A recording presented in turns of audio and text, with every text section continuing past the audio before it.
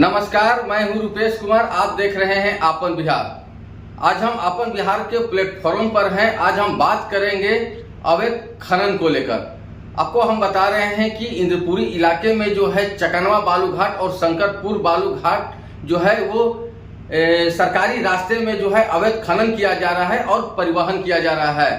तो एक महीने पूर्व की अगर हम बात करें तो एक महीने पूर्व में भी जो है ग्रामीण द्वारा जो है मोर्चा खोला गया था और विरोध किया गया था।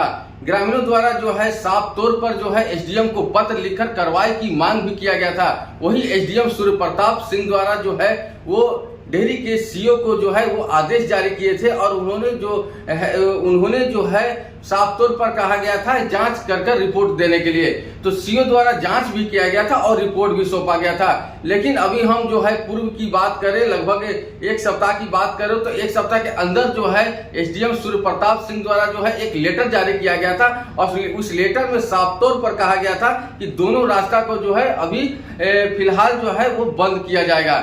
लेकिन आपको हम बता रहे हैं कि जिस तरह से जो बालू माफिया की अगर हम बात करें तो बालू माफिया द्वारा जो है दिन के उजाले में ही जो है लगभग हजारों ट्रक से जो है वो खनन किया जा रहा है। तो हमारे साथ जो मौजूद हैं वो सीनियर जर्नलिस्ट रवि जी मौजूद हैं। हम इस विषय पर बात करेंगे। अवैध खनन को लेकर एसडीएम द्वारा जो है एक पत्र लिखा गया था और साफ तौर पर कहा गया था कि उस दोनों सरकारी रास्ते को जो है वो अभी प्रतिबंध किया जाए। उसके बावजूद भी जो है बालू माफिया अवैध खनन कर रहे हैं। निश्चित तौर पर रुपेश, बात करें हम रोहतास की, खासकर डेहरी ऑनसन का जो इलाका है, खासकर सोन नदी का जो इलाका है, सोन नदी में लगातार अवैध खनन होती रही है। खबरें हम लोग चलाते रहे हैं और समय समय पर प्रशासन वो लगातार छापेमारी भी करती रही है। कई बालू लदे ट्रक पकड़े जाते हैं, ट्रैक्टर पकड़े जाते हैं। लेकिन जो एक धंधा है, ये पूरा कहें कि एक नेक्सस है बालू माफियाओं का, वो लगातार चलते रहा है। और सबसे अहम खास बात यह है कि अभी फिलहाल एक महीने से तकरीबन जो चकन्ना घाट है, शंकरपुर घाट है, इंद्रपुरी इलाके में, यह काफी चर्चा में है। चर्चा में हम इसलिए कहेंगे क्योंकि आप कल्पना करिए कि तकरीबन ये एक महीने से जो अभी चर्चा में है बालू खनन को लेकर के और अवैध परिवहन को लेकर के, जो खुलेआम वहां से बालू लदी गाड़ियां जो है, ट्रक है, वो सरकारी रास्ते से होकर गुजरते हैं। सबसे बड़ी हैरत की बात तो यह है कि आखिर यह खेल कब से चल रहा है, इसके पीछे जो जिम्मेवार उन पर कार्रवाई क्यों नहीं हुई। एसडीएम द्वारा एक पत्र जारी किया गया था, तो उस पत्र को भी अगर हम कहें तो बालू माफिया नहीं मान रहे हैं। निश्चित तौर पर रुपेश, ये पत्र की कॉपी हमारे पास है, हम लोगों ने इसको रखा हुआ है। इसमें एसडीएम ने साफ तौर पर निर्देश दिया है कि यह पत्र जो है 27 तारीख को ये पत्र लिखा गया और ये ऑर्डर पे उनका सिग्नेचर है और 30 तारीख को जो है ऑफिशियल वो जारी होता है। उसमें साफ तौर पे सीओ से लेकर के थानाध्यक्ष को निर्देशित किया गया है कि आप तत्काल वहां पे नोटिस बोर्ड लगाएं और वहां पे जो भी अवैध गाड़ियां आती हैं, बालू लदी सरकारी दोनों रास्ते से आती हैं, उसको तत्काल बंद कराया जाए। लेकिन हैरत की बात तो यह है कि अब तक एक हफ्ते बीत जाने के बाद भी अब तक कार्रवाई उसमें नहीं हो पाई है। तो साफ तौर पे ये माना जाए कि एसडीएम का जो निर्देश है उसको जो यहाँ के अधिकारी हैं उनके जूनियर वो मान नहीं रहे हैं। एसडीएम साहब भले छुट्टी पर है, तो इसका मतलब आखिर जो नीचे के जिम्मेवार लोग हैं, क्या उनकी जवाबदेही नहीं बनती है? वो क्या कहेंगे? सूत्र ये भी बता रहे हैं कि आज जो है डेहरी के वीडियो गए थे चकनवा बालू घाट में और वहां पे जो है वो विरोध किया गया था। वहां जो बोर्ड लगाने के लिए गए थे लेकिन वो बोर्ड भी नहीं लगा पाए, सूत्र बता रहे हैं। और वहां पे वीडियो साहब जो है वो घूमकर चले आए। निश्चित तौर पे ये बात पता नहीं चली हम लोगों को, हालांकि उसके लिए हम लोगों ने कांटेक्ट भी किया था वीडियो से, लेकिन वो बोले कि जस्ट हम आपसे 10 से 15 मिनट बात करते हैं। उसके बाद जब मैंने दोबारा उनसे बात करने की कोशिश की तो उनसे फोन पे बात नहीं हो पाई, फोन उनका लग नहीं रहा है। लेकिन जो वहाँ ग्रामीण भी बता रहे हैं कि आज जो है वो लगातार 2-3 दिनों से इस बात की प्लानिंग की जा रही थी कि जो शंकरपुर घाट है और जो चकन्ना घाट है वहां पर बाजाप्ता जो प्रशासन का एक रिटर्न बोर्ड होता है, लोहे का बोर्ड होता है, उस बोर्ड को लगाया जाएगा ताकि जो भी घाट पर वो बालू से जो भी गाड़ियां जाती है उसको बंद किया जा सके।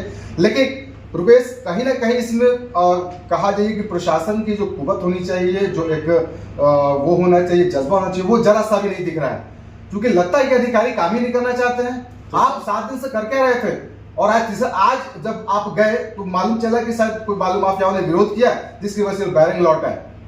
तो ये हैरत की बात है कि एक तो आप अपने जो आपके सीनियर अधिकारी हैं, जो उन्होंने इंप्लीमेंट कराने को पत्र जारी किया है, आप इंप्लीमेंट नहीं करा पा रहे हैं, तो बालू माफिया से कैसे लड़ेंगे आप? लगातार आप सुनते हैं, लगातार आप खबर लिखते हैं, लगातार खबर हम लोग चलाते हैं कि बालू माफियाओं द्वारा पुलिस प्रशासन पर हमला किया गया, तो जाहिर सी बात है आप हौसला बढ़ा रहे हैं ना। फिर आपके पास सरकारी अमला है, आपके पास फोर्स है, आपने क्यों अभी तक एक हफ्ते के अंदर, एक हफ्ते तक आखिर क्यों नहीं वहां पे जो बोर्ड है वो लगाया गया?